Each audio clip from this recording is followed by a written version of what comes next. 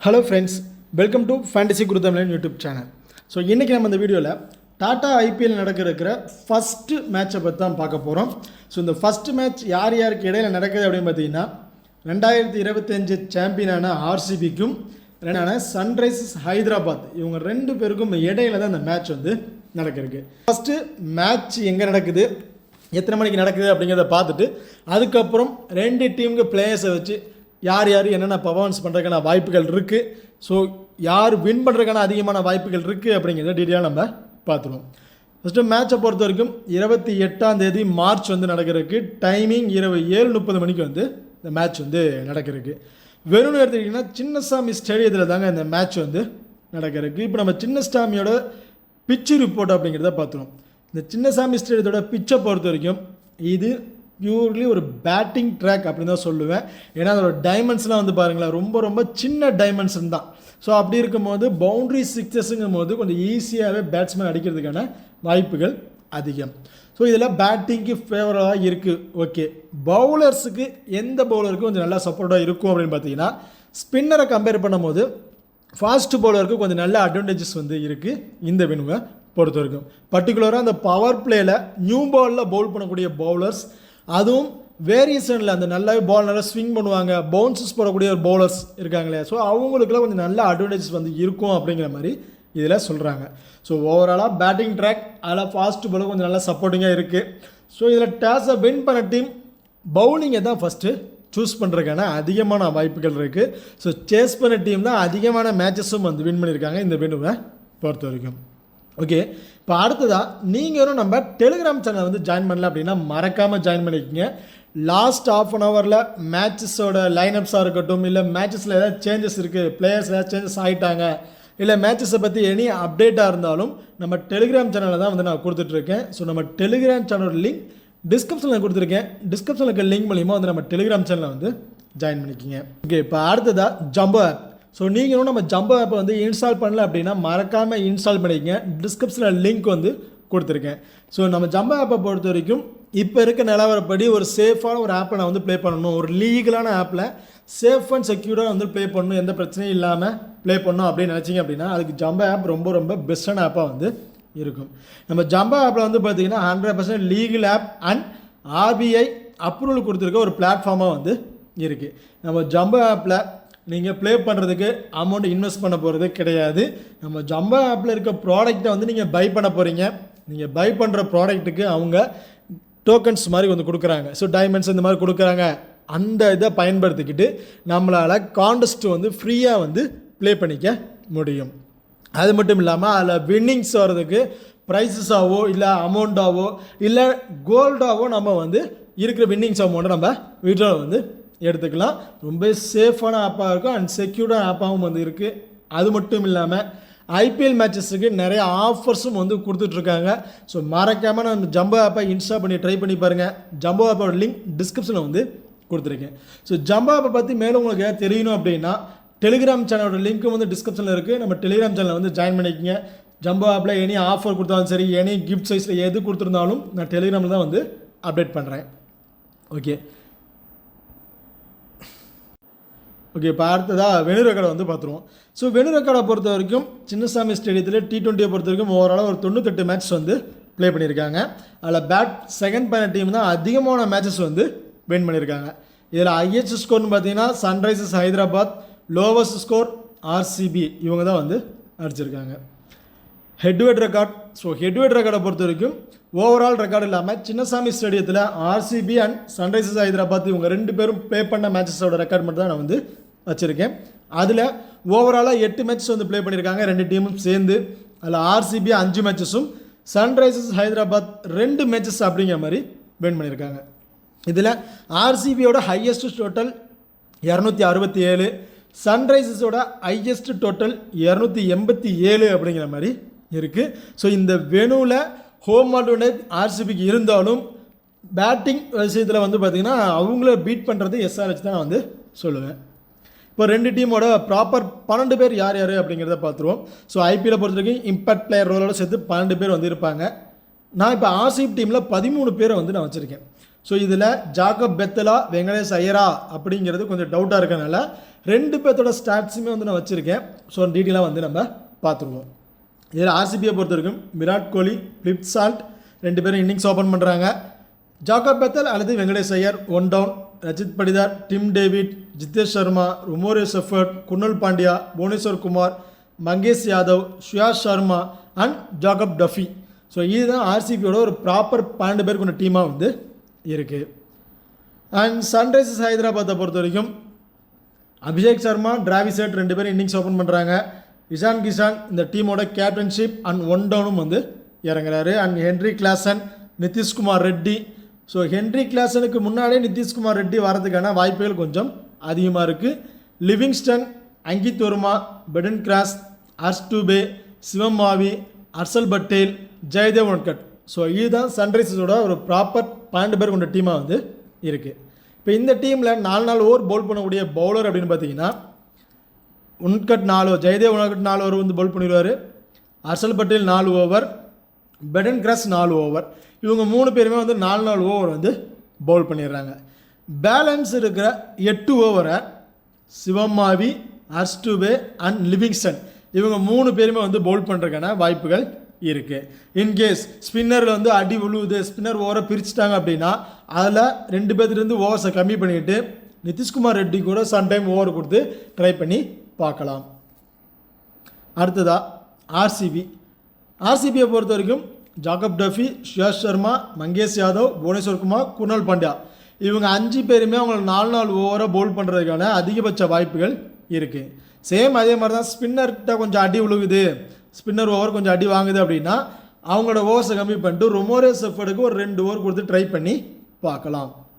Okay, இப்போ இந்த 2 டீமுக்கு பிளேயர்ஸ் வைஸில் ஸ்டாட்ஸ் வைஸில் யார் யார் என்னென்ன மாதிரி பர்ஃபார்மன்ஸ் பண்ணியிருக்காங்க அப்படிங்கிறத டீட்டெயிலாக வந்து பார்த்துருவோம். ஆர்சிபியை பொறுத்த வரைக்கும் விராட் கோலி, பிலிப் சால்ட் ரெண்டு பேருமே இன்னிங்ஸ் ஓப்பன் பண்ணுறாங்க. என்னை பொறுத்த வரைக்கும் இப்போ நடக்க போகிற மேட்ச்சுக்கு 2 பேருமோட பங்களிப்பும் கொஞ்சம் நல்லாவே இருக்கும் அப்படிங்கிற மாதிரி எதிர்பார்க்குறேன். விராட் கோலி ரீசன்ட் ஃபார்ம் வைஸில் எல்லாமே நல்லா இருக்குது. இப்போ நடக்கிற ப்ராக்டிஸ் மேட்ச்லேயும் கொஞ்சம் நல்லாவே பர்ஃபார்மன்ஸ் வந்து பண்ணிகிட்டு இருக்காரு. ஆவரேஜாக ஒரு 25 to 30+ ரன் வரையும் எடுப்பார் அப்படிங்கிற மாதிரி எதிர்பார்க்குறேன். பர்டிகுலராக சேஸ் பண்ணுறாங்க அப்படின்னா விராட் கோலி கண்டிப்பாக கடைசி வரையுமே 2 மேட்ச்சை முடிக்கிறதுக்கான ஒரு நல்ல பிளேயராக வந்து இருப்பார். பிலிப் சால்ட்டை பொறுத்த வரைக்கும் வெரி ஃபஸ்ட்டு பால் வந்து அடிச்சாடக்கூடிய ஒரு பிளேயர் தாங்க. குயிக் ஃபயர் நாக் ஆடுவார். வெறும் 10 பால் பிடிச்சாலும் போதும், 25 30+ ரன் அப்படிங்கிறது அவர்கிட்ட நம்ம எதிர்பார்த்தரலாம். அண்ட் ஃபீல்டிங் பொசிஷனும் லாங்கலாக இருக்கிறனால கொஞ்சம் சேஃபஸ்ட் பிளேயராக வந்து இருப்பார். இவற்றிருக்க ஒரு விஷயம் என்னென்னு பார்த்தீங்கன்னா ரீசன்ட் ஃபார்ம் கொஞ்சம் ஒஸ்ட்டாக இருந்திருக்கு.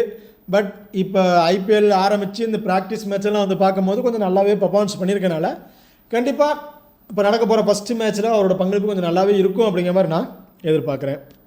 அண்ட் இந்த இடத்துல ஜாக்கப் பெத்தலையும் வெங்கடேஷ் ஐயர் அவங்க 2 பேரும் எனிவன் பிளேயர் தான் 1 டவுன் வந்து வரப்போகிறாங்க. ஸோ அவங்களோட ஸ்டாட்ஸ் வந்து நான் கடைசியாக வந்து வச்சுருக்கேன், ஏன்னா கம்பேர் பண்ணி பார்க்கலாம் அப்படிங்கிறதுக்காக.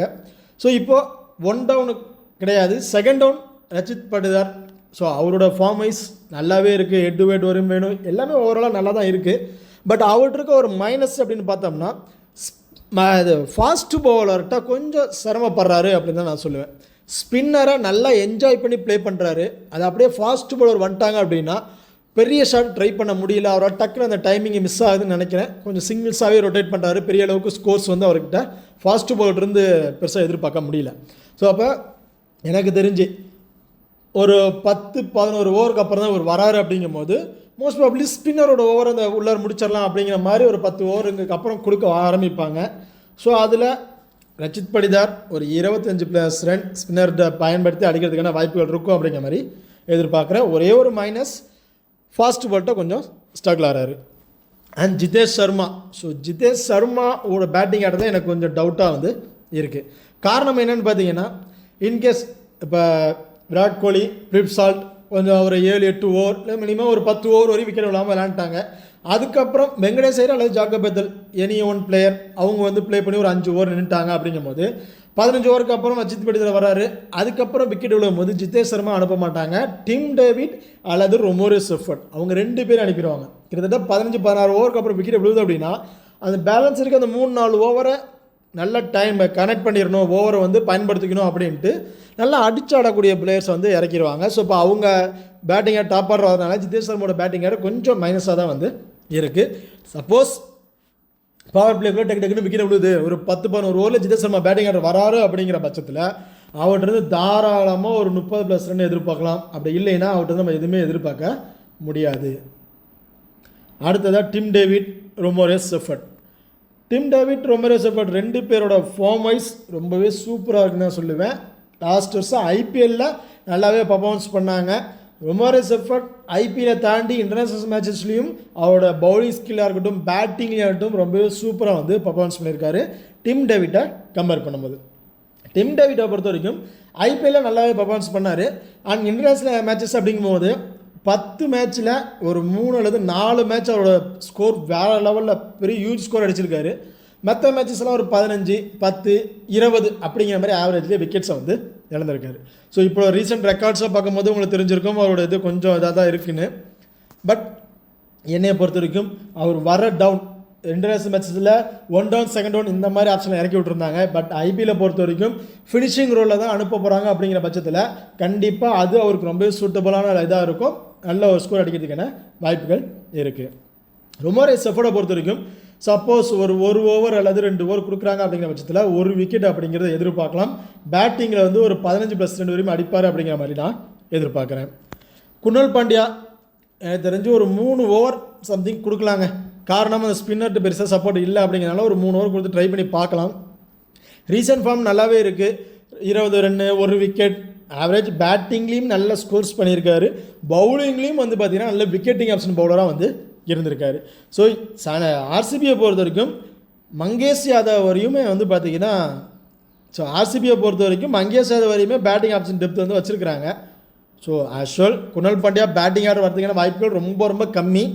பவுலிங்கில் 1 விக்கெட் அண்ட் 1 கேட்சஸ் பிடிக்கிறதுக்கான வாய்ப்புகள் இருக்குது குணால் பாண்டியாவை பொறுத்த வரைக்கும். ஸ்ரேயா சர்மா ரீசன்ட் ஃபார்ம் ரொம்ப சூப்பராக இருக்குது. பட் வெனுவில் வந்து பார்த்திங்கன்னா மேட்ச்சுக்கு 1 விக்கெட் அப்படிங்கிற மாதிரி தான் அவருக்கு வந்து கிடச்சிருக்கு. பெரிய அளவுக்கு விக்கெட்ஸ் வந்து கிடைக்கல. சப்போஸ் செகண்டாக பவுல் பண்ணுறாருன்னா அந்த விக்கெட்டும் கிடைக்குமாங்கிறது ஒரு டவுட்டு. ஏன்னா செகண்டாக பவுல் பண்ணும்போது டியூ வந்து கொஞ்சம் இம்பாக்ட் கொடுக்கும் அப்படிங்கிறதுனால ஃபஸ்ட்டு பவுல் பண்ணுறாருன்னா ஸ்ரேயா சர்மாட்டிருந்து 1 விக்கெட்டுங்கிறது 2ஆக கூட நம்ம எதிர்பார்க்கலாம். புவனேஸ்வர் குமார். ஸோ புவனேஸ்வர் குமாரை பொறுத்த வரைக்கும் இந்த டீமோட ஒரு கேம் சேஞ்சிங் பிளேயராக இருப்பார் அப்படிங்கிற மாதிரி எதிர்பார்க்குறேன். ஏன்னா ஹேசில்வுட் இல்லைன்னா அந்த ஒரு பொசிஷனை புவனேஸ்வர் குமார் எடுத்துக்கிட்டு கரெக்டாக பவுல் பண்ணி டீமுக்கு ஒரு நல்ல ஒரு பில்லரப்போ இவர் வந்து கொடுக்கணும் அப்படிங்கிற மாதிரி எதிர்பார்க்குறேன். ரீசன்ட் ஃபார்ம் நல்லா தான் இருக்குது. Head to head venue record ஓரளவுக்கு ரொம்ப சூப்பராக தான் பவுல் பண்ணியிருக்காரு. ஐபிஎலோட கரியர்லேயுமே அவர் விக்கெட்டிங் ஆப்ஷன் கொஞ்சம் நல்லாவே வந்து இருக்குது. பவர் பிளே அண்ட் டெத் ஓவரில் பவுல் பண்ணுறதுனால 2 விக்கெட் வரையும் நம்ம இவர்கிட்ட எதிர்பார்க்கலாம். ஜாகப் டஃபி ரீசன்ட் ஃபார்ம் ரொம்ப ஒஸ்ட்டான ஃபார்மில் தான் வந்து இருக்கார். ஸோ ஜாகப் டஃபி இந்த வேர்ல்ட் கப்பில் சுத்தமாக அவருக்கு சப்போர்ட் இல்லைன்னு தான் சொல்லணும். ரொம்ப அடி வாங்கிட்டாருன்னே சொல்லணும். பட் பேக் டு ஃபார்முக்கு வருவார் அப்படிங்கிற மாதிரி எதிர்பார்க்குறேன். இன்கேஸ் இவர் பேக் டு ஃபார்முக்கு வந்துட்டார் அப்படின்னா ஹேசில்வுட்டோட இடத்த இவர் வந்து பூர்த்தி பண்ணிடுவார். ஹேசில்வுட் இல்லை அப்படிங்கிறத நமக்கு வந்து பெருசாக காட்ட மாட்டார். ஸோ அப்படி இருக்கும்போது எனக்கு தெரிஞ்சு 1 விக்கெட் அப்படிங்கிற எதிர்பார்க்கலாம். பேக் டு ஃபார்ம் வந்துட்டார் அப்படின்னா கண்டிப்பாக 2 விக்கெட் வரும் கிடைக்கிறதுக்கான வாய்ப்புகள் அதிகம். ஓகே, இப்போ இந்த டீமோட கேம் சேஞ்சிங் பிளேயர் பவுலிங் அப்படின்னு பார்த்தீங்கன்னா மங்கேஷ் யாதவ். ஸோ மங்கேஷ் யாதவை பொறுத்த வரைக்கும் ஒரு left arm fast medium bowler. Yash தயாலோட பவுலிங் ஸ்டைல் தான் மங்கேஷ் யாதவுக்கும் கரெக்டாக எனக்கு தெரிஞ்சு யாஸ் தயாலோட இடத்த பூர்த்தி பண்ணுறதுல மங்கேஷ் யாதவோட பங்களிப்பு கொஞ்சம் நல்லாவே இருக்கும் அப்படிங்கிற மாதிரி எதிர்பார்க்குறேன். லெஃப்ட் ஆர்ம் ஃபாஸ்ட் மீடியம், அதேமாதிரி சன்ரைசர்ஸில் டாப் ஆர்டரில் இருக்கிற ஒரு 4 batsman left arm fast medium and off break பவுலர்கிட்ட விக்கெட்ஸ் வந்து நிறைய முறை வந்து இழந்திருக்காங்க. ஸோ அப்படி பார்க்கும்போது ஆர்சிபிக்கிட்ட ஆஃப் பிரேக் பவுலர்ஸ் பெருசாக இல்லை. அப்போ மங்கேஷ் யாதவோட பங்களிப்பு நல்லாவே இருக்கும். கேம் சேஞ்சிங் பிளேயராக இருப்பார் அப்படிங்கிற மாதிரி நான் எதிர்பார்க்குறேன். இப்போது இந்த 2 பிளேயர் 1 டவுன் வரக்கூடிய பிளேயர்ஸ் ஜாக்கப் பெத்தலா, வெங்கடேஷ் ஐயரா அப்படிங்கிறது கொஞ்சம் டவுட்டாக இருக்கனால 2 பேர்த்தோட ஸ்டாட்ஸுமே அதில் வந்து வச்சுருக்கேன். ஸோ வெங்கடேஷ் ஐயரா, ஜாக்கப் பெத்தலாங்கும் போது என்னை பொறுத்தவரைக்கும் ஜாக்கப் பெத்தலோட ட்ரை பண்ணி பார்க்கலாம் அப்படின்னு தான் நினைப்பேன். ஸோ அஸ்ட்ரல் லைனப்ஸ் வந்ததுக்கப்புறம் எனி சேஞ்சஸ் இருந்தால் டெலிகிராமில் வந்து அப்டேட் பண்ணுறேன். சன்ரைசர்ஸ் ஹைதராபாத்தோட 11 ஸ்டாட்ஸில் வந்து பார்த்துருவோம். எஸ்ஆர்ஹெச்சை பொறுத்த வரைக்கும் டிராவிஸ் ஹெட், அபிஷேக் சர்மா, இசான் கிசான் இவங்க 3 பேருமே லெஃப்ட் ஹேண்ட் பேட்ஸ்மேன். அது மட்டும் இல்லாமல் வெறும் ஃபஸ்ட்டு பால்லேருந்து அடித்தே ஆடுவேன் அப்படிங்கிற மைண்டில் இருக்க ஒரு பிளேயர். இன்கேஸ் ஒருத்தர் விக்கெட் விழுந்துருச்சு நம்ம ஸ்டேபிளாக இருப்போம் அப்படிங்கிறமெல்லாம் பார்க்க மாட்டாங்க. வெறும் ஃபஸ்ட்டு பால்லேருந்து அடித்து தான் வந்து ஆடுவாங்க. ஸோ அப்படி இருக்கும்போது டிராவிஸ் ஹெட், அபிஷேக் சர்மா, இஷான் கிஷான் 3 பேரோட விக்கெட்டுக்கு ஆப்ஷன் யார்கிட்ட அதிகமாக விக்கெட் விட்டுருக்காங்க அப்படின்னு பார்த்தீங்கன்னா, ஒன்று ஆஃப் பிரேக் பவுலர், இன்னொன்று ஃபாஸ்ட் பவுலர்கிட்ட வந்து பார்த்தீங்கன்னா லெஃப்ட் ஆர்ம் ஃபாஸ்ட் பவுலர்கிட்ட கொஞ்சம் அதிகமான விக்கெட்ஸ் வந்து இழந்திருக்காங்க. அது left hand batsman left arm fast பவுலர்கிட்ட விக்கெட் இழந்திருக்காங்கிறது ஆர்சிபிக்கு எகென்ஸ்டாக பார்க்கும்போது யாஸ் தயால்கிட்ட வந்து நிறைய முறை விக்கெட்ஸ் வந்து இழந்திருக்காங்க. அண்ட் புவனேஸ்வர் குமார்கிட்டும் இந்த 3 பிளேயருமே கொஞ்சம் நிறைய முறை விக்கெட்ஸ் வந்து இழந்திருக்காங்க. ஸோ அப்படி இருக்கும்போது பவர் பிளேலேயே புவனேஸ்வர் குமார் பவுல் பண்ணிடுவார். ஸோ அப்படி இருக்கும்போது டிராவிஸ் ஹெட், அபிஷேக் சர்மா 2 பேர்லேருந்து எனி ஒன் பேர் ஏர்லியே விக்கெட் எடுக்கிறதுக்கான வாய்ப்புகள் கொஞ்சம் அதிகம். ஓகே, இதில் எனக்கு தெரிஞ்ச அபிஷேக் சர்மா ஒரு 15+ ரன்லேயே விக்கெட் இழந்துருவார் அப்படிங்கிற மாதிரி எதிர்பார்க்குறேன். டிராவிஸ் ஹெட் ஒரு 25-30+ ரன் வரையும் அடிக்கிறதுக்கான வாய்ப்புகள் இருக்கும் அப்படிங்கிற மாதிரி நான் வந்து எதிர்பார்க்குறேன். இஷான் கிஷானை பொறுத்த வரைக்கும் வேர்ல்ட் கப் மேட்சஸில் வேறு லெவல் பர்ஃபார்மன்ஸ். ஸோ அவருக்கு டீமில் இடம் கிடைக்குமான ஒரு டவுட்டாக இருந்துச்சு. வேர்ல்ட் கப்பில் ப்ளே பண்ணுவாராங்கிற ஒரு டவுட் இருந்துச்சு. அவரோட பங்களிப்பை கரெக்டாக கொடுப்பாராங்கிறது ஒரு கொஸ்டின் மார்க்காக இருந்ததை என்னால் முடியும் அப்படிங்கிறத ப்ரூவ் பண்ணியிருந்தார். வேர்ல்ட் கப் மேட்சஸில் ஒவ்வொரு மேட்சஸ்லையுமே தனியாக வந்து அவர் வந்து தெரிஞ்சிருந்தார். பட் இந்த ஐபிஎல்லில் அதே ஃபார்மில் இருப்பாரா அப்படின்னா என்னை பொறுத்த வரைக்கும் பெரிய கொஸ்டின் மார்க்காக தான் வந்திருக்கு. காரணம், கேப்டன்ஷிப் வந்து பண்ணுறாரு. ஃபஸ்ட் வந்து கேப்டன்ஷிப் பண்ணலை. அவரோட கேமில் ஃபுல் கான்டெஸ்ட் இருந்துச்சு. கரெக்டாக அவரோட பங்களிப்பை கரெக்டாக கொடுத்துட்டு இருந்தார். இப்போ கேப்டன்ஷிப் பண்ணுறதுனால மேட்சை வின் பண்ணி ஆகணும், கேப்டன்ஷிப் ப்ரெஷரை வந்து அவர் தாக்கம் அதிகமாக இருக்குங்கிறனால ஸோ கொஞ்சம் ஏழை விக்கெட்டை விட்டு வரும் அப்படிங்கிற மாதிரி எதிர்பார்க்குறேன். ஆக்சுவலாக என்னோடய கேஸ் ஒரு 25+ ரன் வரையும் வேணால் எதிர்பார்க்கலாம். ஹென்ரி கிளாசன், ஸோ அவர் பேட்டிங் ஆர்டர் நிதிஷ்குமார் ரெட்டி, அங்கித் வர்மா அதுக்கப்புறம் கூட வரதுக்கான சம்டைம்ஸ் வாய்ப்புகள் இருக்குது. ஏன்னா டாப் ஆர்டர் இருக்க 3 பேருமே விக்கெட் விடாமல் கொஞ்சம் நல்லா ப்ளே பண்ணிகிட்டு இருக்காங்க அப்படின்னா, ஸோ அதுக்கப்புறம் கொஞ்சம் 15 ஓவருக்கு அப்புறம் விக்கெட் கிடைக்கிது அப்படிங்கிற பட்சத்தில் ஹென்ரி கிளாசன் டாப் ஆர்டரில் வருவார். சப்போஸ் டப்புன்னு விக்கெட்டை விட்டுட்டாங்க அப்படின்னா ஹென்ரி கிளாஸில் பின்னாடி உட்கார வச்சுட்டு அங்கித், நிதிஷ்குமார் ரெட்டி, லியாம் லிவிங்ஸ்டன், அங்கித் வர்மா அப்படி அவங்களுக்கு அப்புறம் தான் ஹென்ரி கிளாஸனுக்கே ட்ரை பண்ணுவாங்க. ஏன்னா கடைசி கட்டத்தில் ஒரு 2-3 ஓவரில் இவரை விட்டோம்னா ஒரு 25-30+ ரன்னுக்கு மேலே அடிச்சிருவார் அப்படிங்கிற ஒரு மைண்டில் இவரை உட்கார வச்சுருவாங்க. ஸோ பெரிய அளவுக்கு ஸ்கோர்ஸ் வந்து இவர் நம்ம எதிர்பார்க்க முடியாது. அங்கித் வர்மா, நிதிஷ்குமார் ரெட்டி, ஸோ அங்கித் வர்மா பெருசாக கன்சல்ட் பண்ண போகிறது கிடையாது. Nitish Kumar Reddy sometime bowling option கொடுத்து ட்ரை பண்ணலாம். பேட்டிங்கில் நல்ல ஃபார்மில் இருக்கார். அவர் வர டவுனுக்கு கண்டிப்பாக பேட்டிங் கொஞ்சம் ஃபேவலாக இருக்கும். ஒரு 25+ ரன் வரையும் அடிக்கிறதுக்கான வாய்ப்புகள் இருக்குது. லிவிங்ஸ்டனை பொறுத்த வரைக்கும் ஆஃப் பிரேக் பவுலர் அண்ட் எல்லாமான பவுலிங் ஆப்ஷன் ட்ரை பண்ணுவார். ஆர்சிபியோட லாஸ்ட் இயர் வந்து ப்ளே பண்ணியிருந்தார். ஸோ அப்போ கொஞ்சம் நிறையா டெக்னிக்கில் வந்து தெரிஞ்சிருக்கும். ஆர்சிபி அந்த பிளேயர்ஸோட எப்படி பவுல் பண்ணலாம், எந்த மாதிரி இந்த வெனுவில் பவுல் பண்ணலாம் அப்படிங்கிறத தெரிஞ்சு வச்சுருப்பார். ஒரு விக்கெட் வரையும் எடுப்பார் அப்படிங்கிற மாதிரி எதிர்பார்க்குறேன். பெடன் கிராஸ் இதான் வந்து ஃபஸ்ட்டு மேட்சாக வந்து இருக்குது. பட் ஃபார்ம் வைஸ் ரொம்ப சூப்பராக இருக்குது. ரைட் ஆம் ஃபாஸ்ட் பவுலர், 2 விக்கெட் அப்படிங்க எடுக்கிறதுக்கான வாய்ப்புகள் இருக்குது. ஹர்ஷ் டூபே, ஸோ அவர் வந்து நான் பெருசாக வந்து கன்சல்ட் பண்ண போகிறது கிடையாது. அண்ட் சிவம் மாவி பெருசாக எது இம்பேக்ட் கொடுக்க மாட்டார் அப்படிங்கிற மாதிரி எதிர்பார்க்குறேன். ஹர்ஷல் பட்டேல் பெஸ்ட்டு பிளேயராக இருப்பார். சன்ரைசர்ஸுக்கு ஒரு ரொம்ப இம்பார்ட்டன்ட் பிளேயராக வந்து இருப்பார். கேம் சேஞ்சிங் பிளேயராக இருக்கிறதுக்கான வாய்ப்புகள் இருக்குது. அண்ட் ஜெய்தேவ் உன்கட், ஸோ ஆக்சுவல் இவரும் வந்து அவர் இம்பாக்ட் வந்து ரொம்ப அதிகமாக இருக்கிறதுக்கான வாய்ப்புகள் இருக்குது. ஸோ அவரும் 2 விக்கெட் வரையும் எடுப்பார் அப்படிங்கிற மாதிரி நான் வந்து எதிர்பார்க்குறேன். நான் எனக்கு போகிற மேட்சஸை பொறுத்த வரைக்கும். ஓகே, இப்போது 2 டீமுக்கு பிளேயர்ஸ் வைஸில் யாரோட பங்களிப்பு அதிகமாக இருக்கும் அப்படிங்கிறத ஃபஸ்ட்டு பார்த்துருவோம். எனக்கு தெரிஞ்சு ஆர்சிபியில் விராட் கோலி, பிளிப்சால்ட், டஃபி, புவனேஸ்வர் குமார், மங்கேஷ் யாதவ் இந்த 5 பிளேயரோட பங்களிப்பு நல்லாவே இருக்கும். அண்ட் ரஜித் படிதார், வெங்கடேஷ் ஐயரா, ஜாக்கப் பெத்தலாங்கிறது டவுட்டாக இருக்குது. ஜாக்கப் பெத்தல் இங்கேஸ் ப்ளே பண்ணார் அப்படின்னா ஜாக்கப் பெத்தல் ஒரு இம்பார்ட்டன்ட் பிக்காக வந்து இருக்கிறதுக்கான வாய்ப்புகள் அதிகம். சன்ரைசர்ஸை பொறுத்த வரைக்கும் அபிஷேக் சர்மா, டிராவிஸ் ஹெட் 2 பேரில் any 1, Ishan Kishan 2, Nitish Kumar Reddy 3, Brydon Carse 4, Harshal Patel 5 and Jaydev Unadkat are any 1 6th player. So இந்த 6 பிளேயரோட பங்களிப்பு கொஞ்சம் நல்லாவே இருக்கும் அப்படிங்கிற மாதிரி நான் எதிர்பார்க்குறேன். ஓகே, இப்போ இந்த வீடியோ வந்து உங்களுக்கு பிடிச்சிருக்கும் நம்புறேன். ஸோ இந்த வீடியோ பிடிச்சிருந்துச்சுன்னா மறக்காமல் லைக் பண்ணுங்கள் அண்ட் ஷேர் பண்ணுங்கள், சப்ஸ்கிரைப் பண்ணுங்கள். Okay, thank you.